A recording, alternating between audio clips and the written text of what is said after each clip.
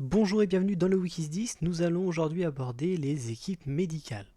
Les équipes médicales seront demandées seulement si elles sont activées. Nous allons donc voir tout de suite comment les désactiver car certains peuvent se retrouver dès le début du jeu bloqués avec des moyens comme ceci demandés.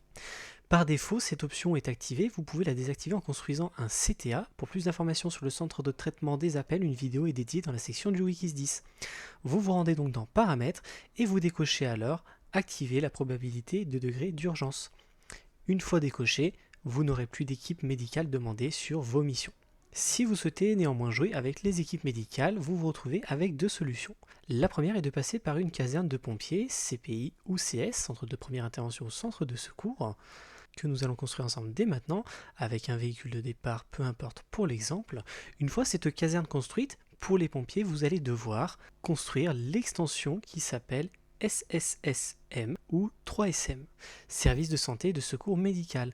Cette extension dure 7 jours et coûte 100 000 crédits. Pour l'exemple, nous allons l'achever immédiatement avec 10 pièces. Une fois cette extension créée, vous retrouverez dans le marché de véhicules un nouvel onglet appelé Ambulance. Celui-ci vous propose alors le VSAV ou le VL3SM. Le VSAV lui peut être utilisé uniquement en tant qu'ambulance. En revanche, le VL3SM lui pourra partir avec seulement un employé formé avec la formation médecin. Une fois votre véhicule VL3SM acheté et votre personnel formé, vous disposez alors d'une équipe médicale. Dans un second cas, vous pouvez obtenir une équipe médicale à l'aide d'un poste ambulancier. Nous allons donc construire un poste ambulancier. Dans le marché de véhicules, deux véhicules pourront vous attribuer une équipe médicale, le VLM et l'AR. À la différence de la caserne de pompiers avec l'extension, ces deux véhicules doivent avoir 3 personnels formés médecins afin de pouvoir être déployés en tant qu'équipe médicale.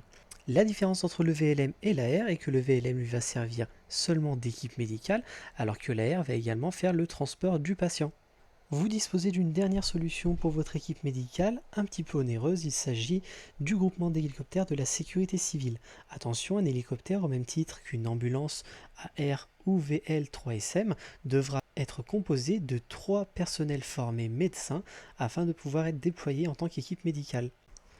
Nous vous rappelons une fois de plus que vous pouvez désactiver les équipes médicales directement depuis votre centre de traitement des appels et que pour les formations médecins, l'Alliance 10 internationale vous les met à disposition gratuitement sur demande. On vous souhaite une excellente journée et à bientôt sur le Wikis 10.